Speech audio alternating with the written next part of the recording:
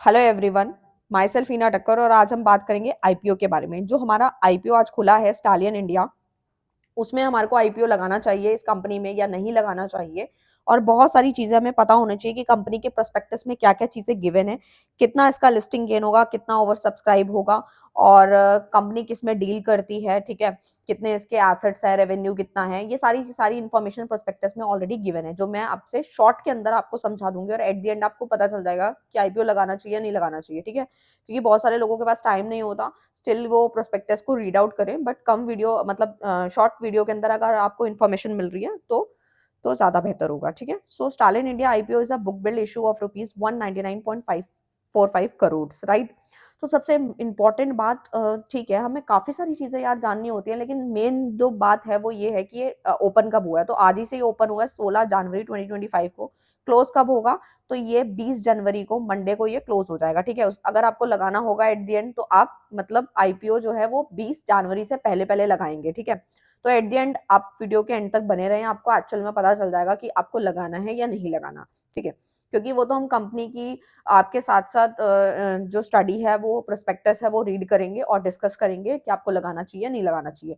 So basis of allotment जो रहेगा वो आपका है 21 जनवरी, जिस दिन आपका मंगलवार है, एंड लिस्टिंग डेट आपकी थर्सडे की रहने वाली है। साथ ही साथ आपका यहाँ पे जो मेन पॉइंट है वो ये है कि फेस वैल्यू जो है वो आपकी 10 पर शेयर के हिसाब से है। लॉट साइज आपका 165 शेयर का है। और भी आप कुछ रीड आउट करना चाहते हो तो आप कर सकते हो, मैं साथ साथ स्क्रॉल डाउन कर रही हूँ। उसके बाद आपका यहाँ पे जो कैटेगरीज होती हैं, बहुत सारे लोगों को ना यार इसमें डाउट रहता है, क्योंकि जो नए नए अभी आईपीओ में इन्वेस्ट कर रहे हैं उनको कैटेगरीज के बारे में थोड़ा सा दिक्कत होता है, तो मैं साथ साथ वो भी एक्सप्लेन करती हूँ। ठीक है, तो बेसिकली अगर आप एक लॉट लगाते हैं तो वो रिटेल मिनिमम कैटेगरी में कंसीडर होता है, जिसकी वैल्यू 14,850 रुपए है। उसके बाद मैक्सिमम जो है आपकी रिटेल वाली, जिसमें आपको 13 लॉट लगाने होंगे, जिसकी वैल्यू यहाँ पे ऑलरेडी गिवन है 1,93,050 रुपीज। अगर आप स्मॉल एच एन आई में लगाते हैं, मिनिमम लॉट आपके 14 रहेंगे। Small H N I max में लगाएंगे तो आपके 67 लॉट्स होंगे। एंड अगर आप बिग एच एन आई में लगाते हैं मिनिमम, तो आपके 68 लॉट्स होंगे, जिसकी वैल्यू आपके सामने है।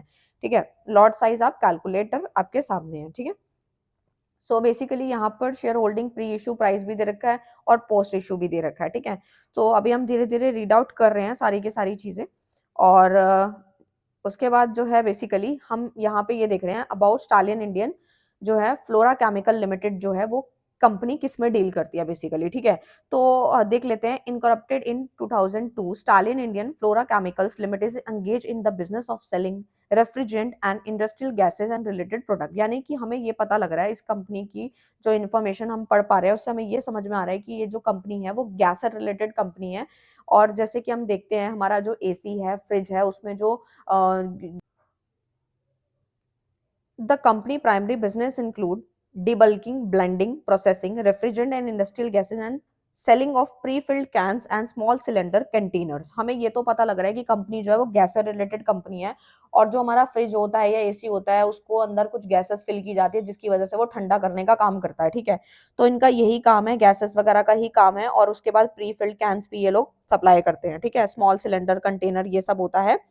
और उसके बाद यहाँ पे बताया गया द कंपनी हैज 4 प्लांट्स। ठीक है, उनके 4 प्लांट्स है जिनके नाम भी अलग अलग जगह पे दे रखे हैं। ठीक है, मनेसर हो गया, गुरुग्राम हो गया, आपका महाराष्ट्र हो गया। ठीक है, ये अलग अलग जगह के बता रखे हैं। ठीक है, सो कंपनी में लगाने से पहले हमें पता तो होना चाहिए ना कि क्या क्या इन्फॉर्मेशन ये दे रहे हैं हम लोगों को। Stallion Indian fluoro chemical limited जो है deal in gases that are broadly classified as fluoro chemicals, they are majorly use refrigerant. ठीक है, इतना तो हमें पता लग ही गया। साथ ही साथ हम कंपनी का ये देखना चाहते हैं कि कंपनी के एसेट्स, रेवेन्यू, पीबीटी, पीएटी या नेटवर्थ, टोटल बोरिंग्स कितनी है। ठीक है, तो इसी से भी कुछ अंदाजा हमें होता है कहीं ना कहीं हमें लगाना चाहिए नहीं लगाना चाहिए। सो एसेट्स की अगर हम बात करें, 2022 की बात करें और 2024 की बात करें, तो कहीं ना कहीं एसेट्स की वैल्यू आपको बढ़ती हुई नजर आ रही होगी कि पहले 31 मार्च 2022 के अंदर जो इनकी वैल्यू थी एसेट्स की वो 98 करोड़ के आसपास थी, जो कि अब बढ़ गई है 235 के आसपास पहुंच गई है एसेट की वैल्यू। ठीक है, और रेवेन्यू की अगर बात करें तो रेवेन्यू जो है हमारा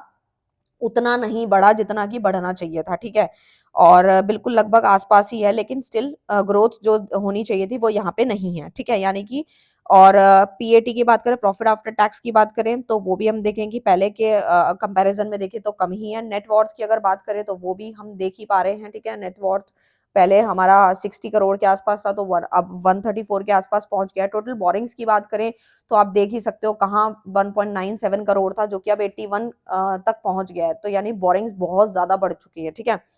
एंड द की परफॉर्मल इंडिकेटर की बात करें तो यहाँ पे दे ही रखा है, आरओई भी दे रखा है हमें, ठीक है। ROE stands for return on equity, and उसके बाद आरओसीई भी हमें दे रखा है, जो कि हमारा रिटर्न ऑन कैपिटल इक्विटी है, जो कि 13.96% है। एंड ऐसे ही हमें पीएटी मार्जिन भी दे रखा है। मतलब ये सारी इंफॉर्मेशन हम लोगों को यहाँ पे प्रोवाइड कर रखी है, ठीक है। बाकी अगर आप इसको बारे में पढ़ना चाहते हैं तो आप इसको डिटेल में भी पढ़ सकते हो, बट जो मेजरली कंपनी किसमें डील करती है वो मैंने आपको बता ही दिया, ठीक है। और ये सारे पॉइंट्स मैंने आपको बताए हैं, ठीक है। और यहाँ पर जो मेन आपको बताने वाली बात है, जो सबसे इम्पोर्टेंट है, वो ये है कि ये कितना ओवर सब्सक्राइब होगा। सो बेसिकली ओवर सब्सक्राइब होने के जो चांसेस हैं वो 80 टाइम्स ही हैं, ठीक है। एंड लिस्टिंग गेन इसका 20 to 30% रहने वाला एक्सपेक्ट कर सकते हैं हम, ठीक है। कि लिस्टिंग गेन जो होगा 20 से 30% ही हम एक्सपेक्ट कर सकते हैं। तो मेरे हिसाब से आपको इसके अंदर इन्वेस्ट करना चाहिए, ठीक है, और मौका नहीं छोड़ना चाहिए। सो आप इसमें इन्वेस्ट करें, ठीक है। लॉट साइज आपके ऊपर डिपेंड करता है कि आप कितना लगाना चाहते हो, इट्स अप टू यू। सो आपको मेरे हिसाब से ऑल ओवर अगर हम देखें तो आपको इसमें इन्वेस्ट करना चाहिए। और अगर आपका कोई भी आईपीओ निकलता है सो आप जरूर कमेंट कीजिएगा कि आपका ये आईपीओ निकला है, ठीक है। सो वैसे तो बहुत सारे लोगों को दुविधा रहती है, टेंशन रहती है कि हमने लगा दिया और हमारा नहीं निकला, बट ऐसा कुछ नहीं है। ये हमारे लक पे भी डिपेंड करता है, और हमें कहीं ना कहीं मेहनत करते रहना है, मतलब लगाते रहना है। कब कौन सा आईपीओ निकल जाए ये हमें नहीं पता होता। स्टिल हमें दूसरों की बातों पे नहीं जाना, हमें अपना देखना है और इसको अंदर जो है आईपीओ लगा देना। जैसे ही आपका निकल जाता तो वेल एंड गुड है, कभी ना कभी तो निकलेगा। और लॉट जो है वो आप अपने अकॉर्डिंग लगा सकते हैं। सो वीडियो अगर अच्छा लगे तो प्लीज़ उसे लाइक करें, शेयर करें, कमेंट्स करें, बताएं वीडियो कैसा लगा। Thank you so much.